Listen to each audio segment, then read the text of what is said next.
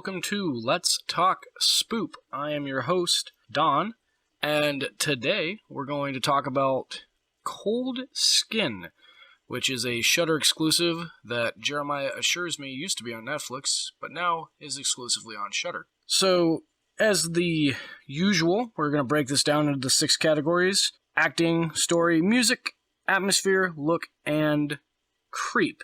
So, let's begin. So for Cold Skin, acting, amazing. Top-notch, very well done acting.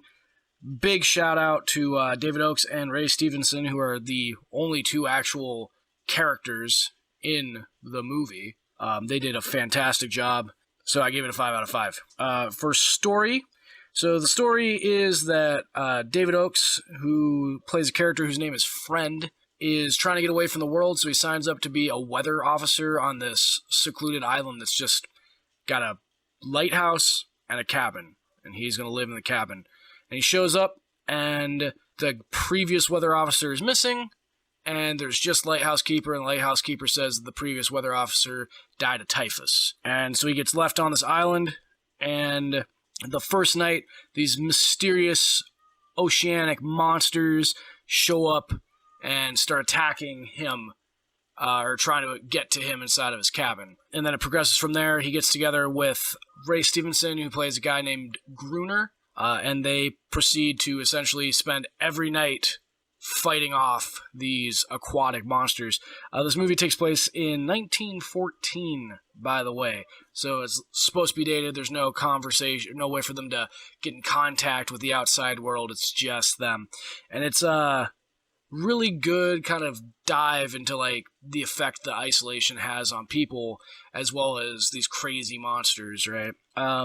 There's a really weird twist to the ending that doesn't change the ending at all, but just kind of seems strange and wasn't 100% necessary in my opinion, which is why I docked it a little bit. So for story, I gave it a 4 out of 5, which isn't bad. Music, good, but nothing special. It didn't really draw you in, but it did fit with what they were doing. So 3 out of 5, middle of the road for music. Atmosphere. So the atmosphere does draw you in. It's this desolate island with just this lighthouse and this cabin, and that is it. It has some beautiful ocean views, and the scenery is amazing, but it feels so desolate, and they did an amazing job with that atmosphere. So I gave it a 4 out of 5 for atmosphere. The look of the monsters.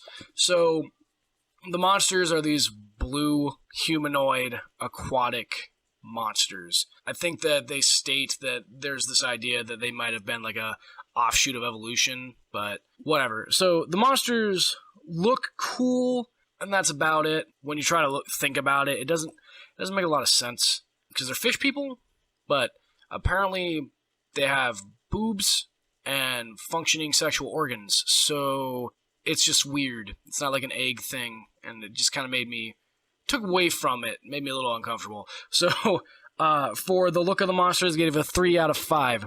And finally, we get to the creep factor. This movie's not scary in the slightest. There's not really even any good jump scenes in it at all.